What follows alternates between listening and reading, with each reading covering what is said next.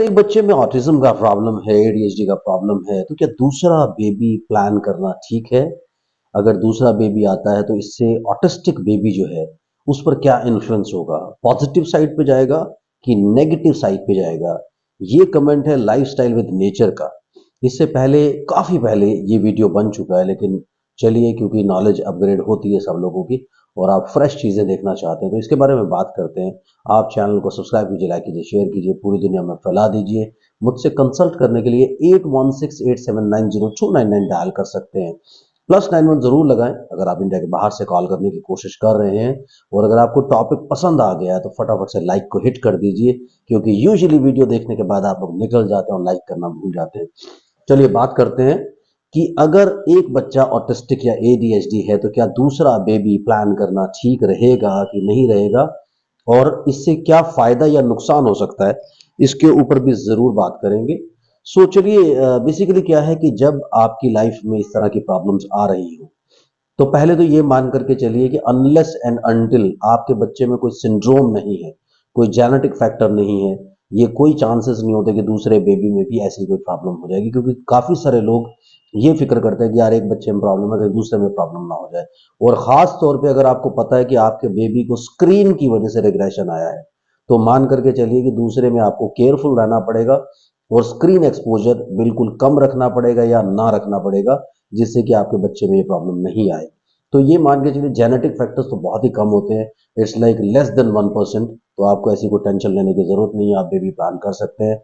But अगर कोई syndrome, जैसे मैंने बोला डाउन सिंड्रोम है, रेट सिंड्रोम है और फ्रेजाइल एक्स सिंड्रोम है, इस तरह के कोई सिंड्रोम्स आपके बच्चे में डिटेक्ट होते हैं, सो आपको कोशिश करनी चाहिए कि पहले जेनेटिक काउंसलिंग जरूर ले लें और उसके बाद नए बेबी को प्लान करें। लेकिन एक बात आप मान करके चलिए कि अगर आपकी लाइफ में पहले से कुछ डिप्रेशन चल रहा है, नेगेटिविटी चल रही है, तो तब कोई भी चीजें प्लान करना अच्छी बात नहीं होती। लेकिन अगर आप बेबी प्लान करते हैं और आपके बच्चे को ऑलरेडी एडीएचडी या ऑटिज्म का प्रॉब्लम है, कोई प्रॉब्लम नहीं है, आपको डेफिनेटली प्लान करना चाहिए। टाइम से सब चीजें होनी चाहिए, क्योंकि कई बार क्या होता है कि आप ठीक होने की होप करते रहते हैं और कुछ अच्छी थेरेपीज आप नहीं ट्राई कर पाते। आपको लगता है कि अभी ठीक हो जाएगा, अभी ठीक हो जाएगा, क्योंकि आपके सेंटर्स में यूजुअली आपको बताया जाता है कि यार अभी आपका बच्चा 3 साल का है, आप बेबी प्लान मत कीजिए, 2-1 साल में ये बिल्कुल ठीक हो जाएगा, तब करिएगा। तो 2 साल के बाद वो 2 साल का टाइम आपको और दे देते हैं, फिर 2 साल का टाइम और दे देते हैं। समटाइम्स आप 8-10 साल का गैप कर देते हैं। भाई आजकल अगर आप बच्चों में 8-10 साल का गैप करते हैं तो जनरेशन गैप हो जाता है।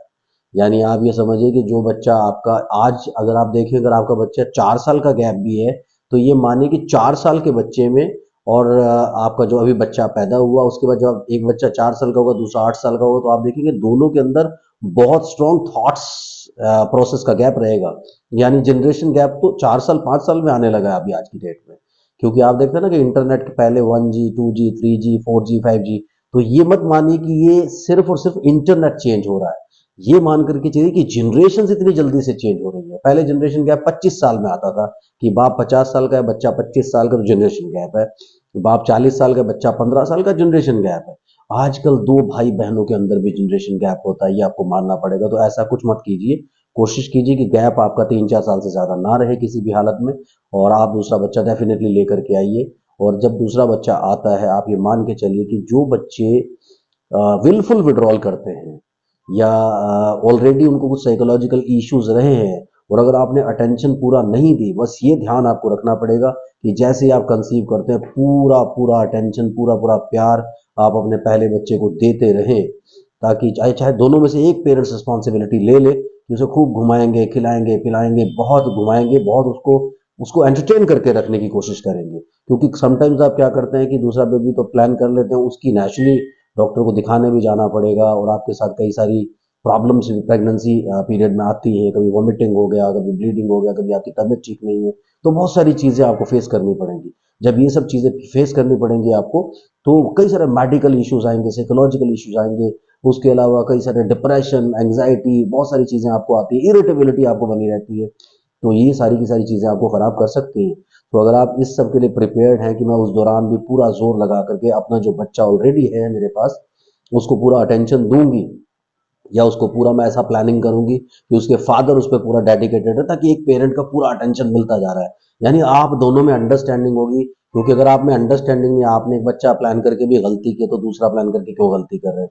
अगर आपके अंदर अंडरस्टैंडिंग है, यूजुअली क्या होता है कि प्यार का बाई प्रोडक्ट मत समझिए बच्चे को, कि आप लोगों ने प्यार किया और बच्चा हो गया, दैट इज, मैं थोड़ा सा ब्लंट हूँ अपने वर्ड्स के अंदर, लेकिन प्लीज डोंट माइंड। लेकिन यहाँ पर क्या होता है, समटाइम्स आप प्लान ही नहीं करते हैं। प्लान करना बहुत इंपॉर्टेंट होता है। किसी भी चीज को अगर आप बगैर प्लानिंग के आप करेंगे तो आपको बहुत बहुत बहुत बॉदर करना पड़ेगा, बाद में जाके बहुत सारा सफर करना पड़ेगा। इसलिए आप प्लानिंग पहले से कर ले, और दोनों में अगर आप में प्यार है, अंडरस्टैंडिंग है और एक म्यूचुअल कोऑपरेशन है, क्योंकि आजकल फैमिलीज मोस्टली न्यूक्लियर हो रही है और हस्बैंड वाइफ को कोऑपरेट करना पड़ता है। अगर आपके काम ऐसे हैं तो आप क्यों प्लान कर रहे हो यार?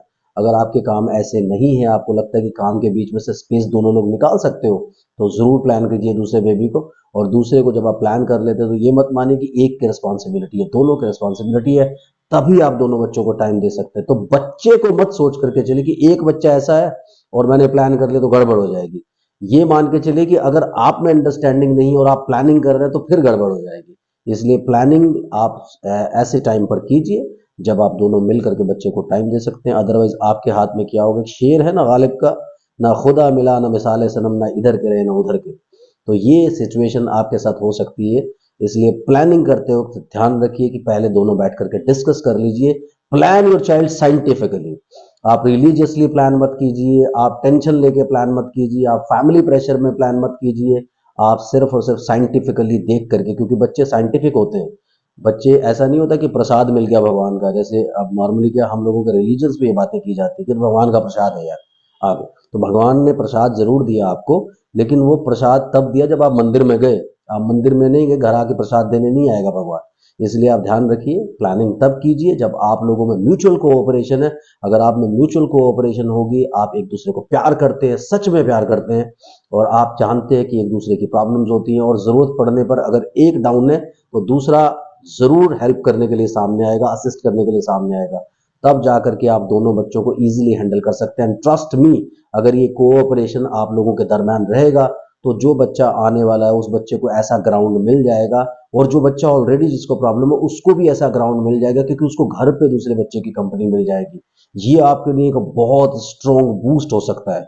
अदरवाइज क्या होगा कि बून एंड बेन, तो यानी या तो आपके लिए कहते हैं वरदान या अभिशाप, तो ये दोनों चीजें हो सकती हैं। तो ये आपको कंसिडर करना है कि आपको ये भगवान का वरदान लेना है या आपको भगवान का अभिशाप लेना है या कर्स लेना है।